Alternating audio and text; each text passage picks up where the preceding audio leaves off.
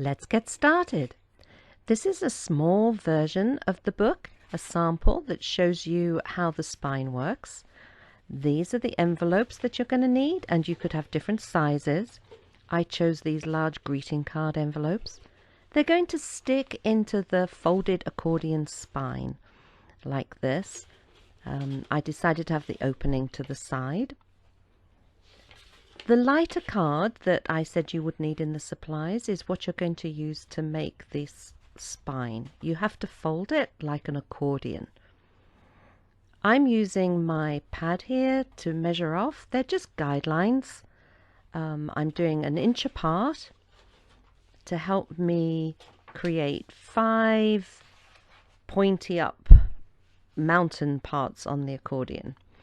You're probably going to have to watch that your valleys and mountains as you're folding are the same at each end. You can trim it if it doesn't work, and it's okay to eyeball it. As you can see, it's tricky because it's kind of springy. It springs away from you. It's pretty difficult. You might need some help folding this. As a tip, generally when you're folding card, it's easier if you press from the middle to the outside, as I did just there. I'm going to fold this piece over, and it isn't exactly the same size, but it doesn't matter because that's the part that's going to glue to your hard outer covering. There we go. My piece of card that I'm going to use for the cover is from the back of a calendar. It's 12 inches by 12 inches, but I'm kind of not sure, will I get 2 pieces out of that?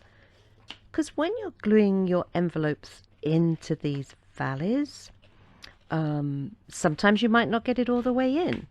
And you want to make sure that your cover is bigger than your spine and envelope. Just so that you've got a surround. Maybe 1/4 inch, 1/2 inch going around. I'm just really checking the measurements here, and I found that this piece of card will cut me a 6-inch cover, so I'm going to cut it through the middle. If you're working with hard card, thick card, your scissors might not do it. It can be tough. You might want an adult to help you with that, especially if you end up having to use a knife. Now, of course, I want to check again the length of my cover. So I'm fiddling around here again and just sort of trying to make sure that it will look reasonable. I think it's going to work fine. I think my cover ended up being 6 inches by 9 inches. You will have a ruler rather than a little stick to help you draw your straight lines. I'm an expert at using what's on hand.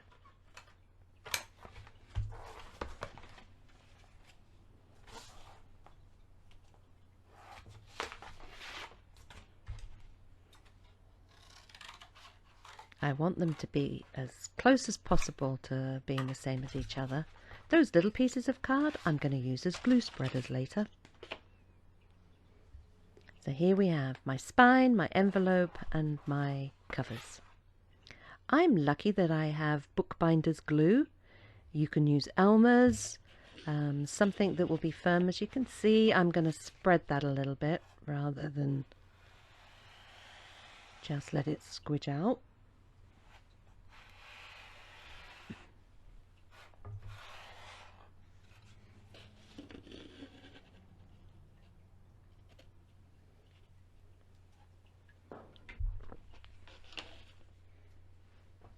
I have one side done, and now I'm going to go for the other side.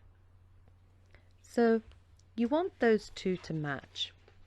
I was lucky that my accordion worked out just fine. This is a really useful tip for applying glue, is to spread to the edge so that you know you've covered your area really well. This is hard to judge. You might need a little bit of time for adjustment. I don't like the way it sticks out there, so I'm going to move it in as quickly as I can before my glue sets.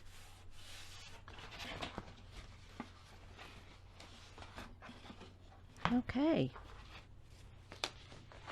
Here you can see I've started to put the envelopes glued to those, if we're calling them mountains and valleys, they're the ridges that stick up, and I'm going to glue one more here into the back. I'm going to apply that technique of spreading it.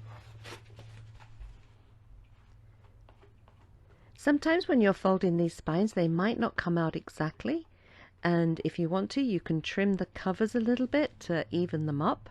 I trimmed mine a little because sometimes they can just flap open. I think we've done a good job here. And now we've got envelopes that we can put little pieces inside. I don't know about you, but I always imagine I'm going to keep a journal. You can cover the insides and the outsides of that plain cover. You could decorate the envelopes as well with lots of colours. I've made these paperclip pins, and I'm going to show you how to make those. I was thinking that I like to write on scraps of paper when I'm in the mood, and so putting them inside the envelope is kind of better for me than trying to fill up a journal. Blank pages sometimes frighten me. These pins are so cute.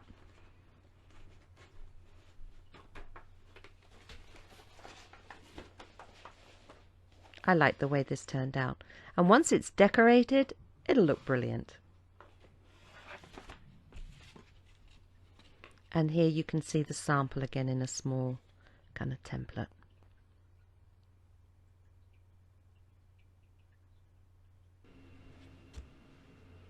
So these are the little pins. You get a closer look here at them. I had some ribbons, some beads that you can dangle. And because I marble paper, I've got lots of little pieces of paper left. We're going to make a sleeve that goes around the pin. Here I'm putting on the little dangle that I made with beads on a piece of wire. I just looped it on first, and now we're going to make a paper sleeve. You can choose any kind of pretty wrapping paper that you might have around the house. Even paper that you've just decorated, perhaps with watercolors or something.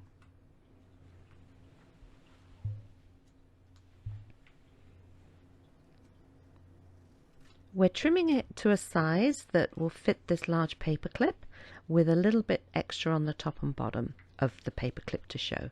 It fits underneath, and then we fold it over into a 3. You are going to definitely end up with a little bit of extra or something like that, and you can just trim it down to make as good a fit as possible. I tried different sorts of glues to do this, and that's the tacky glue. I also used paper glue, like a glue stick. Once you've got the sleeve wrapped around and removed any excess glue that you need to, we can decorate that maybe with some words, sequins, whatever you fancy. I'm going to put a word on here that I cut out of a magazine.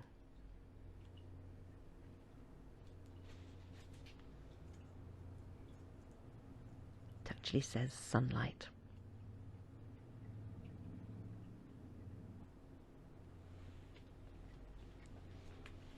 On this, I chose a yellow paper clip, and so I'm choosing some yellow and violet based paper.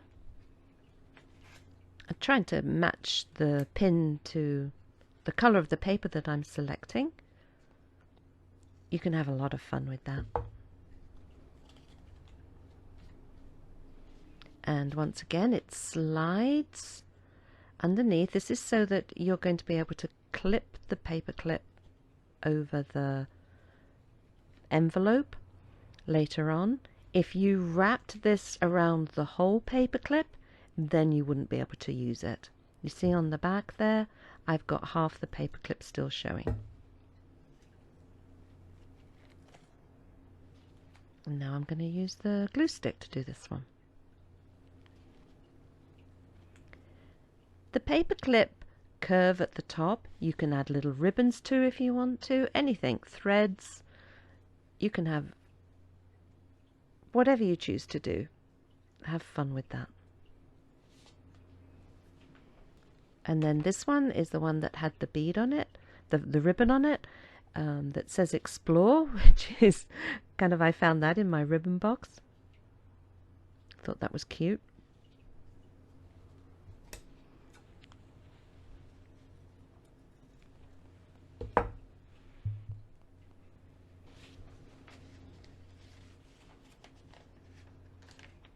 And here you can see how they clip onto a piece of paper.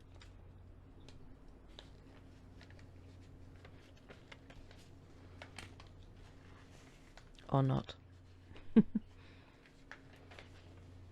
There we go.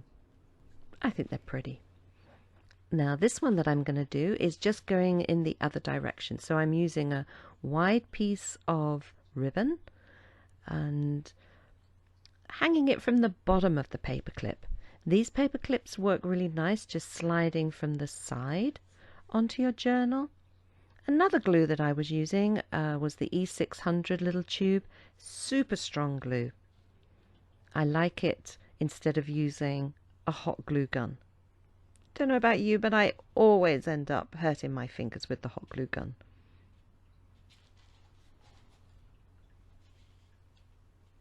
So I've got all these little pieces all ready to go on this pretty coloured ribbon.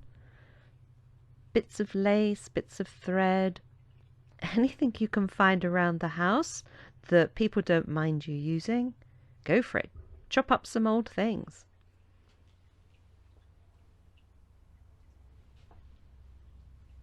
How am I going to get that on there? Kind of looks okay. I like texture on things, so you know, this is just for some texture. Screwing it up, putting on the glue, and then I'm going to decorate it a little bit more.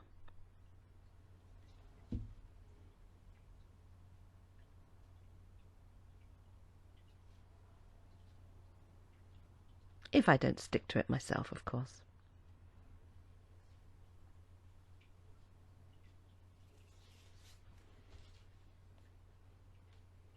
Now to put these hard little things on, I'm using this super sticky glue. Sometimes with little things like that, with the little sequins I put on one of the others, I'll even use a pair of tweezers. Just because I end up gluing my fingers together. And I'm just judging what might look nice in this arrangement. I think I'm going to be happy with that there. And then I'm thinking, might be nice to use that paper clip to dangle some more things from. So let's cut a piece of ribbon. Pretty colours. I've had this ribbon for ages. It's actually from where you purchase the wool, knitting wool, probably in Myers.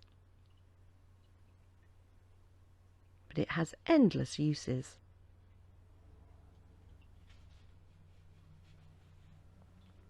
So you can just keep hanging like little threads, cottons, ribbons, whatever you like.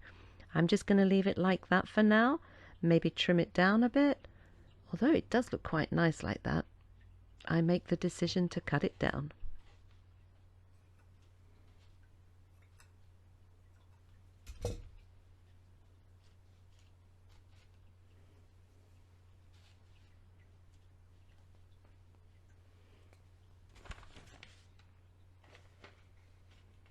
And as you see, it goes on the side like that, and will make your pictures look great, your envelopes. If you want any more inspiration for some of this stuff, this is a great book. Thanks for joining me.